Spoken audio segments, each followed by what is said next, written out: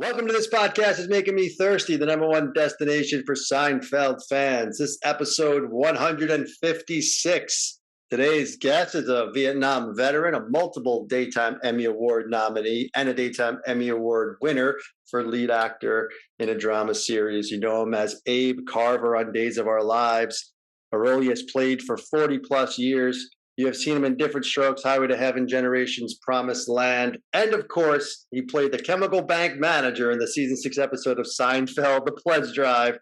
Please welcome James Reynolds. James, thanks for joining. Oh, my pleasure. Thank you all for having me. This should be fun. The honors are honors ours, James. I mean, what a career! Great American, great actor. But take us back, right? 29 years ago, The Pledge Drive aired on NBC. Was it 29 years ago? 29 years ago, yeah. God, I had no idea. Yeah, October of 94. Chemical bank, that used to be my bank, so I'm very familiar with it. But what I mean, great episode. But tell us a little bit. Obviously, you were entrenched with Days of Our Lives, but how did this role come about? Did you have to audition for it? Tell us a little bit about. No, I was called by the casting director and offered the role, which was very nice. And that's it. Boom. Yeah, right out of the gate. Pretty simple. It worked out very well. And I said, "Oh, sure, I'd love to do it." And of course, then it's always a matter of figuring it out with the day's schedule, because we shoot about 250 shows a year, so that's more than the 22 they do at night, and so we had to work out the schedule and figure that out. So I was so happy that it worked out for me. I wasn't there for the table read, but I was there when they actually started shooting. Yeah. So is that Mark Hirschfeld who gave you that call? Do you remember? I don't remember. I think I so. was just curious if maybe you had a relationship with him, and that's why he 29 years. Yeah. I'm not sure. yeah. No, fair enough. But then maybe if you had a relationship, that's why he called you. But yeah, so I'm curious. You said you weren't at the table read, but you were there for the shooting. And we know, you had the scene with Nana, obviously Billy Ray Wallace. Yeah. But were you on set for sort of that whole week of shooting? I was on set for about 3 days. I was on set. Okay, so you did have some interactions there, probably with Jerry and maybe even Larry on set. Yeah. Oh, yeah. Great. Well, everybody was doing what they were doing, so there wasn't a whole lot of interaction and kind of involved. It was interesting because everybody was sort of involved in their own thing or their own moment, and so I found that to be. Our show, it's a little bit, there's more activity going on. And so, people would walk by and then you wouldn't see them for 2 or 3 hours. And then we'd go off and I'd watch the show, which was always fascinating, and see the sets. And I was a big Seinfeld fan. That's why I said yes to that and worked it out. And so I was a little disappointed in that it was, people weren't more engaged, but they had a nice machine going. Yeah, I mean, that's for sure. This was season 6, so You said you were a big fan already, because it's funny. A lot of the guest stars we speak to, they're always working. They say they never watch TV, but I don't know what your schedule was with Days of Our Lives. Obviously, you were kind of talking about a well-oiled machine. That show is for sure. But you were familiar with the show, obviously. When you came to, and you didn't have to audition, but when you came to set, obviously, it's Jerry and Larry kind of running the show, if you will, right? Right. What do you kind of remember about their direction? Was Larry was he the pseudo director, or he was directing? He was directing, and he was very loose. He as far as directing was concerned, at least with me. I mean, I'd be curious to hear some of the other experiences you had with people that guested on the show. I knew some people that had been on the show. I didn't actually talk to anybody before I did it, but he was, he was pretty easy. He would just basically told me what the scene was about and said, "Let's do it." And that's basically, we shot it on, I think we shot on Friday evening or late Friday afternoon. And so I'd been around a couple days rehearsing, but those 2 or 3 scenes didn't take a whole lot of time. So it was largely watching everybody else. Yeah, I think your buddy Patrika Darbo from Yes. Days. She's been on with us as well. She was actually on Seinfeld twice. So she had a pretty Oh, in depth yeah. Well, kind of she's great. gig. Yeah, Yeah. she's Well, fantastic. Patrika's everywhere. I mean, Patrika's been. I don't know how many. She must have done 500 shows. She's just and maybe an equal number of movies. She's just everywhere. Yeah, she's a doll too. Yeah. And Phil Morris, I know very, very well. Oh, nice. Yeah, we spoke to him Phil, as I know well. very well. I'm sure you've talked to him. We did actually, yeah, and Tom Wright, who was just on with us recently, who plays George's co-worker with the Yankees. Tom Wright is like another good guy. Your episode was packed with people. Kelly Caulfield, we also spoke with, and Rebecca Staub, we spoke with.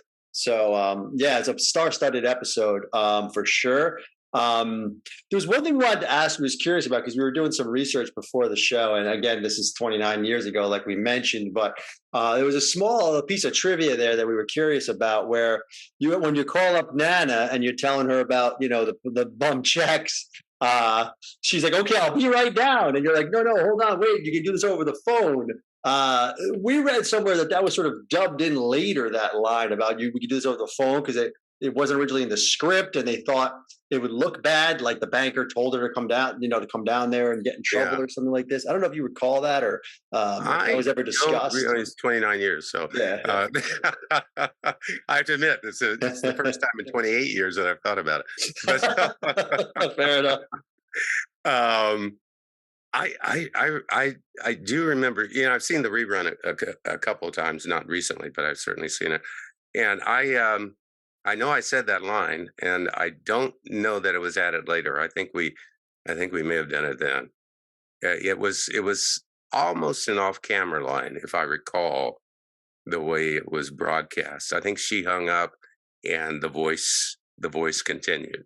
I think exactly. Yeah, but I believe we did it then. I don't think I was ever called in for ADR or anything.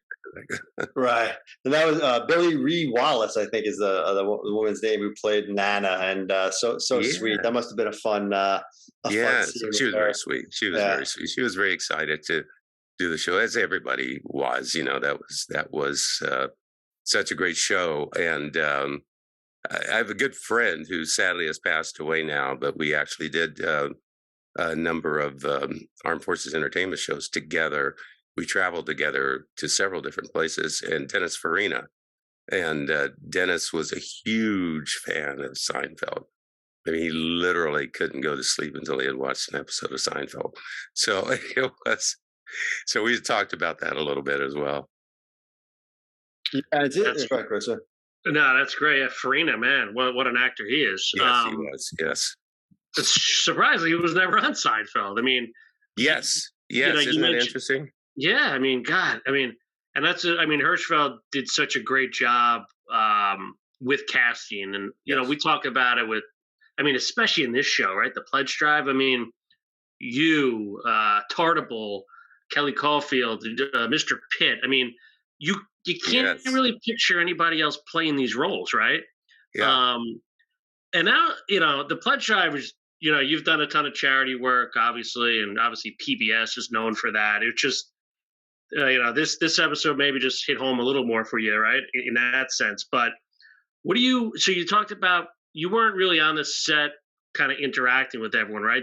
How much time I was on the set. It's just that, it was, everybody had their, I'm well aware of that, having done this business for many, many years, and everybody just had different sets are different, and depending on the personalities and the regulars of that show.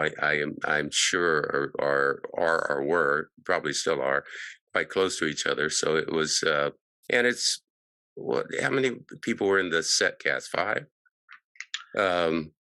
Basically 4. The main 4. There's a few others. The original 4, and then Newman and the parents. Others were almost right, like Newman, the parents, Peter Newman, others, and so they had a relationship, and then those of us who came in and did, had different relationships, and I was not in my scenes interacting with any of those 4, so that undoubtedly made a difference. Yeah, and this is kind of an interesting question. We usually like to ask this, especially just doing a bit of research. I think you have a son who's right around our age, and so Yeah. was curious if he was into Seinfeld. Back then, like when you got the role, was like, holy cow, you're going to be on Seinfeld, because this was season 6, like you said. I mean, we always like to know about the generation, and this is our generation. Really, it sounds like your son is pretty much in our generation. Was he? Like you said, it was a big deal to get the role on Seinfeld, even though you had this already, Right. big career with Days. But just to be able to get on Seinfeld, was it like internal, like, wow, was it talked about that way? Yeah. I was just thrilled. Anytime you can get on the number one show that's on television and still is one of the most popular television shows that's out there.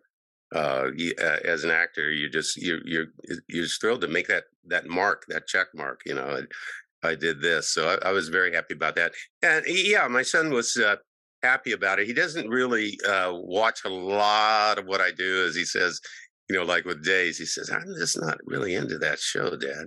So, and I get it. So it's not a big deal, but. Yeah, Seinfeld was one of the shows that he was and is very familiar with, and a number of his friends are. I mean, sometimes people. I mean, I'm used to daily people walking up and talking about Days of Our Lives and Abe Carver, but I actually get some attention from Seinfeld, which is very interesting. Yeah, we were talking about that before. Later. Yeah. Chemical Bank is very memorable. I mean, the conversation with Nat. I mean, our Seinfeld fans, we pay attention to these things, and every little detail is important. Everything's important. Years ago, the very first, I was living in Colorado Springs, and I was a writer. I was a journalist for quite a while actually, and but I was also an actor at the same time, and I had gone to Colorado Springs to run a theater company, and I wrote for the daily newspaper there, and I did my first national commercial when I was in Colorado Springs. I was playing basketball, and I was born with asthma, so it was for Primatene Mist. And my checks, which when I came to LA, my checks for that commercial kept me alive, and they were from the Chemical Bank. And, so I get one of those every time I was low on money. I'd open up the mailbox, and there was another check from Chemical Bank. I couldn't tell you how happy I was. Isn't that unbelievable? That's great, isn't it? Yeah. I mean, 2,700 plus shows of Days of Our Lives, but at the end of the day, it all comes back to Chemical Bank and Seinfeld. Exactly. That first commercial of me playing basketball, and they actually mentioned my name. They said James Reynolds uses Primatene Mist, and they were doing like I was in the NBA, which was clear if you saw that I wasn't. But it was something, and now here you are talking about Chemical Bank again after all these years. It's unbelievable, right? So, from Colorado, LA, Colorado Springs. I know you're a Kansas guy, right? Originally, Kansas guy, Oskaloosa, Kansas. Oskaloosa, Kansas, and obviously, you've been honored, right, along with Eisenhower, our good buddy Barry Sanders, Langston Hughes, you name it, amongst all those. And my wife is always talking about years ago. I actually do sit on the Kansas board of their Historical Society Foundation. I've sat on that board for a number of years. But before I sat on the board, they called and asked if they could do a feature on me because they had named me one of the 105 greatest Kansans, which was pretty cool. Yeah. And so it was very cool. So they did this article in the magazine about all the 105 of us, and my wife she said, "I can't believe it. My picture was in the middle, about as big as my head is now, or bigger. And here's Amelia Earhart, a little picture, and Dwight Eisenhower in a little picture, and so it was an outsized representation of me. But anyway, I was very pleased about it." That's great. That is great. I'm interested to hear your take on because of Days being, like I mentioned, over 2,000 episodes. But I'm curious the difference, like sort of how it's shot and the set, and just as a professional actor, going from a daytime show like Days to like a sitcom primetime show like Right. Seinfeld. Like, what is that like? Just I don't know, preparation wise, what's it like on set? I guess how it's shot, all that kind of stuff, maybe behind the scenes for our audience. Kind of take us through that, maybe. Yeah, it's a little. Well, I've done sitcoms before, so the style of shooting, as I said, I wasn't for Seinfeld. I wasn't there for the table read, but I have done shows when I'm there from the table read on through, and that's always interesting to do that. And the difference with our shows, we do so much. We do so much in a day. When I first started the show, we did one episode every day. And we rehearsed it 3 times. We did a dry block in the morning, a camera block, and then we did a dress rehearsal. And then about the middle every afternoon, we shoot that one show. That's now crazy. we do almost 9 shows a week. And so That's we're shooting. Crazy. It's nuts. It's nuts. It is really nuts. We could shoot bits and pieces of 2 or 3 shows, in which you're pretty heavy. And I just got off of a story that it was my story, very heavy in. And so you're shooting complete episodes for your character, which can entail 20 pages per episode. And it has to be done in a shorter amount of time. In the old days, we could conceivably shoot 18 hours, but we would do 16 regularly, 12 to 16. Now it's regularly a 12-hour. You pull the plug. They pull the plug around 5:30 or 6. And we have it done. The astounding thing is we've done it. We've actually shot that show, and nobody ever thought we could do that. So when you do a show like Seinfeld, where you basically have a week to put it together, I know they're going to change things. I was on another sitcom years ago where I was waiting to go on the Friday night taping and standing in the elevator waiting for my character to go on, and a hand came through the side of the elevator and handed me changes to the scene I was about to walk on and do. What was that? 227 or Different Strokes? What do you One of those. It was one of those. I can't tell you which one, but it was one of those shows. Yeah, it was one of those Norman Lear shows. I think you played a banker in Different Strokes as well. I was a banker. It was a 2-parter. I opened up their season twice with 2-parters. I played a banker in one, and I'm not sure. I may have been I think I was a lawyer in the second on 227, but I opened up their season in 2-parters, 2 seasons in a row. And I think you've been working with Jack Gay ever since, right? With 227. Yes. Well, that was very interesting. I did the 227 early 90s, and when Regina was a little girl. And it was fun to do. I was principal in that one too. I remember doing that, and a lot of those people I became pretty friendly with. And little did I know that I'd be working with Jack Hay all these years later. That must be around 30 years ago as well. And but here we are. That's the nature of this business, and everything kind of goes around and comes around, and so it's exciting from that point. So you never know who you might be working with tomorrow. Yeah. And, so that's part of the fun. Yeah, and your loyalty to Days is just incredible. So it's funny. Seinfeld only ran 9 years. You're probably like, please, I'm doing 40 days or less. It's funny, we're doing a podcast about it, and we're critical of it. We love the show, but we're critical of it, right? Like, sure. We love seasons 2 through 6. The last few weren't that good. I'm curious how which is typical, isn't it? Isn't that kind of typical of shows? Yeah, exactly. Time. It's like I read a lot, and good writers sometimes don't know how to end their books. Yeah. And it's difficult to get to that end, and you're kind of hanging on for a lot of reasons. And so that's not atypical that the last few seasons are less. And of course, that last show's been criticized many times. What do you think of it? I thought it could have been resolved in a much better way. I mean, when you have a show about nothing, it's you're pretty much open. You can do it in any particular way you want to. And I think people would have liked to have had an idea that they go on in maybe a little bit happier circumstances than we found them originally. That would have been Yeah. it. You know, the end Yeah. of that show and the end of Sopranos are probably the two most criticized that I know of. You two probably know. Yeah, yeah. The Seinfeld. I mean, one thing I will give them credit for is bringing everyone back. That was kind of a nice thing to do. But yes, you know, you could poke holes in it. But I think no matter either one of those shows you talked about, no matter what they did, they were probably going to get people to say, you know, because they were so iconic of shows that. Yeah, that's true. Well, Seinfeld ended better than I think Sopranos. Sopranos was just kind of everybody scratched their heads. I remember thinking that something happened to my television. They really got me on that one. When it just went black. I'm like, what's going on here? Yeah, I know. What is this all about? That was wild. Yeah,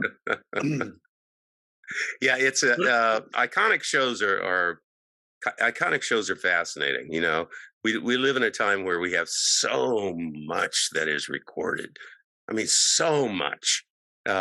You know, I mean, individually, we have it on our iPhones and computer. You know, people I know take pictures of worms. I mean, it's just we have so much that is recorded, and it makes me wonder because I you know, I like to dig back into my younger days and childhood periodically. We watch Gunsmoke almost every night, my wife and I. Now we've seen those shows 3 or 4. I feel like I'm a toddler in watching those shows 4 or 5 times. You know, little kids watch them over and over again. And so I like to dig back into those days and those times. I don't know if people today necessarily are going to want to because there's so much to carry forward, and we don't have the numbers we used to. So when you get, I think not this year's Super Bowl. I think it was this year's Super Bowl was one of the most watched shows in the history of television. It was 100 million or something. That's rarely going to happen unless you have a single event anymore. Either a tragic event or something like a championship or something of that sort. But yeah, show, 9 of the top 10 of all time are Super Bowls, and then MASH is the MASH is the exception. outlier. Yeah. And then Landed on the Moon, OJ, and a couple others are up the there. Assassinations and all those the tragic, those tragic moments. But I don't know if that carries forward because you just have.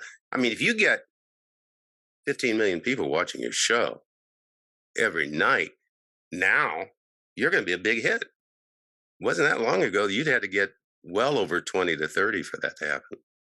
So let me ask you this. So it's funny you bring that up. So, right, Seinfeld, they probably could have went another year. Again, the leash is short.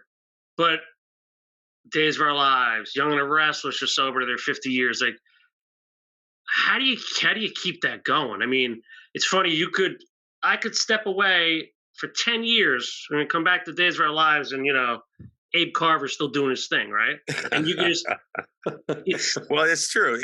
What's not true, what's one of those, I think soap opera myths is that you could tune in and see the same story. You can't do that anymore. That may have been the case. Maybe I didn't watch soap operas when I was a kid, but maybe that was something that used to happen. But things change. The plots are pretty much the same. I mean, Shakespeare had 37 plots, and everybody has twisted those around for the last 500 years. So that's fair.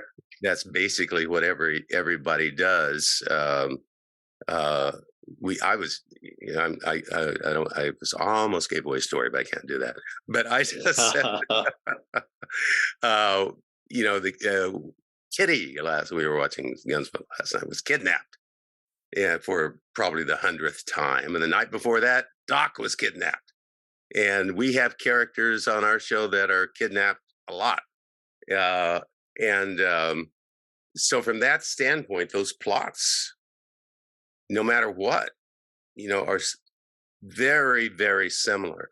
And no matter what the shows is, I think that's one of the things that made Seinfeld so memorable.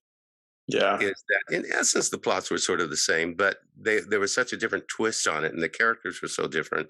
And I think those shows become the sitcoms become iconic because they can put a little bit of a spin, even though those repeat after how many years of television sitcoms. I was just Right. listening to a podcast, actually a biography of Lucille Ball the Mm. other day, and her creativity, uh, both technically and artistically, set the template for sitcoms forever. Yes. Without her vision, and without Desi Arnaz's vision. I mean, he's the one that came up with the four camera concept, and he's all of these things that are commonly used these days. And Yes. Yeah. And I would, go I would, ahead. I'm taking too no, much. sorry, I would agree with that. And I think it's a great point. And I think that's exactly, I always look at Seinfeld as one of those kind of benchmarks where everything before Seinfeld was kind of the same. Yeah, And then Seinfeld changed things, right? To your point, they were the first sitcom that I remember. I used to watch TV all the time. You name the show, I was watching. And going back to the 70s, even though I wasn't really around in the 70s, those reruns were running when I was a kid in the 80s.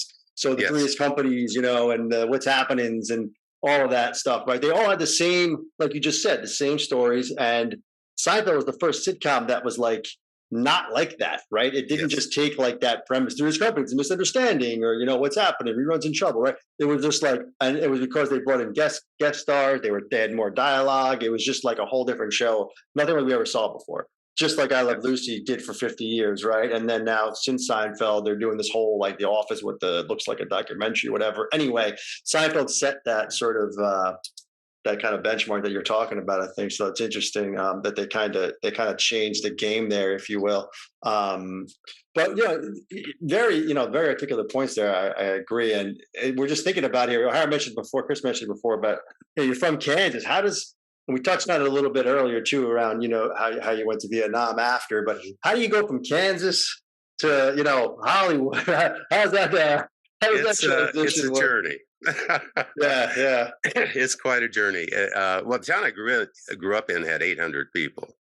So you can imagine when I first walked into New York or LA that it was a little strange. But one of the things, it's the value or the sin of television, in that the world is brought to you, and so you have to translate that television world into your world in any way you can. And growing up in a very small town and never traveling very far as a child, never experiencing very much, your experience has become television and what television was. And having grown up a dreamer, I'm sure you've heard that from a lot of your guests. Uh, and I find that has a place in art where no matter what kind of art you're dealing with. I knew that that I would have to leave to get the kind of experience that I wanted in order to do what I wanted.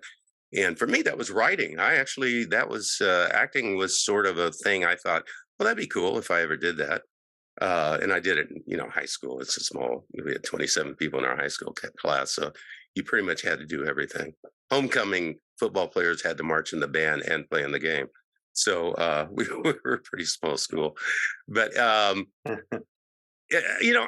growing up was great. I mean, we left the house in the morning, went out in the woods, played around, played sports, played every sport. And as long as you were home, when the sun went down, that was it. You just go out, leave the house, and you spend time at home sometimes. But as long as you were home when the sun goes down, and I think there's still some of that experience in small towns. Small towns have changed, not in a good way, sadly. You see a lot of closed towns when you drive around the country, and you see stores that are boarded up, and it's sad. And I'm also sometimes disturbed that I know people, and I'm sure all of you do, that want to move to small towns because they think it's safer and they think the schools are better. Small towns have a lot of problems. And I know a lot of Yeah. people that move there for a minute and then they come back and say, "Oh man, that was not good." and and it's unfortunate. I think that whole Mayberry idea of small town is a relic of the past. You know, a lot of those things did exist. Believe me, but I think that's a relic of the past. But I love growing up small town, and I think it made me more prepared for this kind of business, which is not easy and it's very difficult. But there's something about being in a small town that you're capable of rolling with changes, and you're not as tied in to the cutthroat nature of what the entertainment business is. So that allows you to slide through certain things that other people might find very hard to deal with, and psychologically, it's tough on them. But I think growing up in small towns, as strange as it sounds, gives you a little bit of ability to move through varied experiences, and I'm very grateful for that early for that early beginning. You know, the Marine Corps is an example. Going to Vietnam is an example. You can kind of get through those things. All that affected me sometimes very negatively, but you can move into it and then enter this difficult business and deal with that disappointment that happens a Yeah. lot.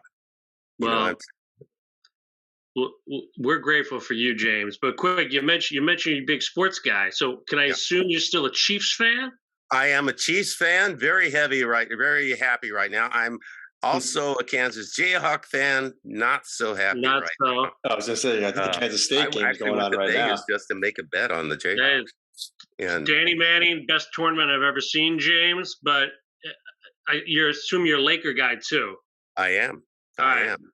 Well, you Magic, the read it best. pretty well. Magic, the best you ever saw. Who's your Laker? That's a great question. That is actually a great question.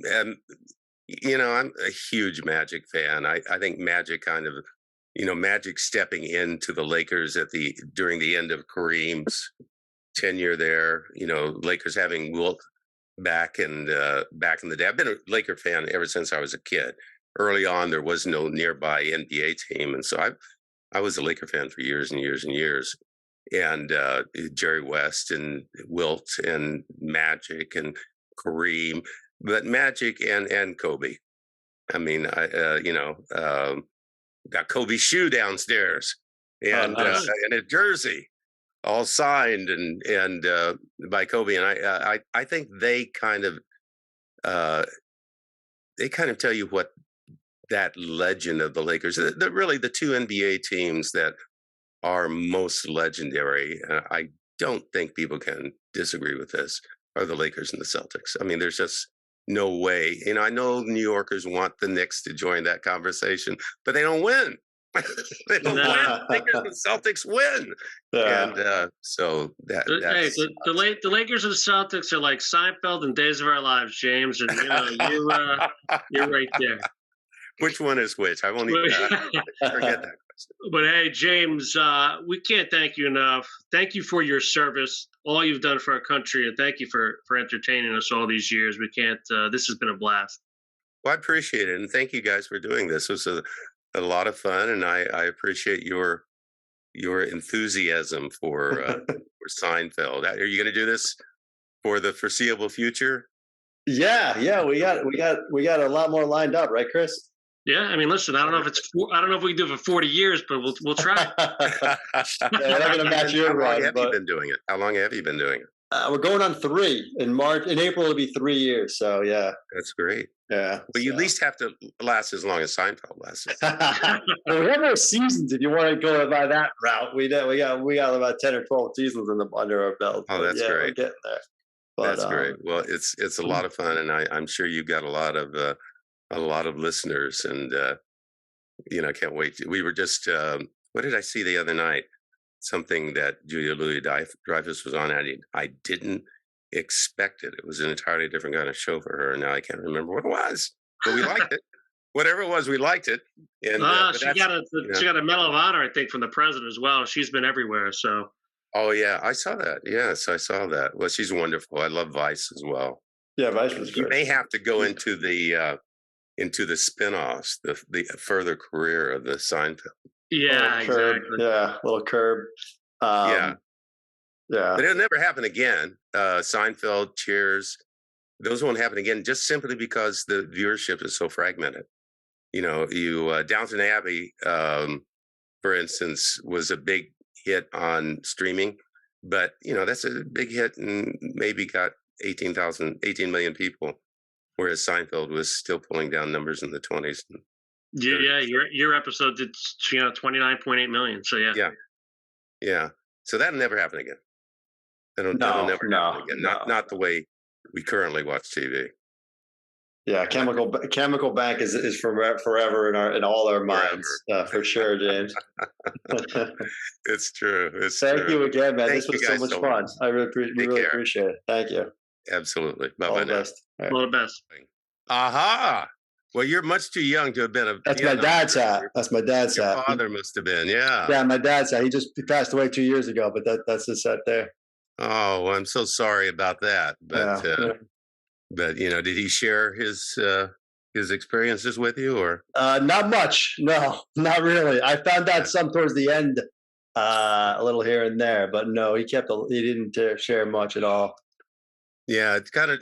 I spent a lot of time. I was in the Marine Corps in Vietnam, and I spent a lot of time in the last 15 years or so, 20 years, I guess, with the USO and Armed Forces Entertainment and the VA. I was their spokesperson for 3 years. So it's interesting seeing all the various generations of the war and how they cope and deal with it. And the new guys, the ones that are your age, the Afghan and Iraq veterans, are very, very open to sharing it compared to, and I think that's got to do with social media and the generation and that sort of thing. Yeah. Compared to Vietnam, which, it's in and out. World War II, it's very difficult. I ran into so many families of World War II veterans that said, I didn't even know what my father did until they heard us in a conversation.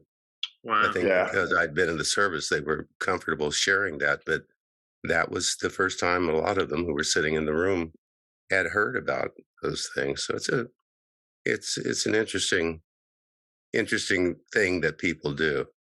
Sure. And how people react to that experience. Yeah, I agree. I've been trying to do a lot of reading on it, actually, just to kind of understand it myself. I've been reading a lot of memoirs and whatnot, but yeah, obviously. Oh, yeah.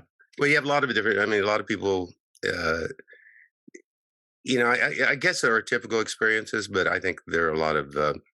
No two are exactly alike, and it was so controversial that people's opinions of the war vary greatly, and depending on when, I was not a fan of the war after I was there, but certainly more of a fan of my service as life went on, and I saw these new guys, and I would often be asked, "What's the difference between that war and this one?" And I would always say email. There was no letters coming in once a week. It was they can email in the middle of a firefight, which to me is not a good thing to do. But people have. Yeah. That's wild. Well, thanks for joining, and Sure. yeah, we really appreciate it.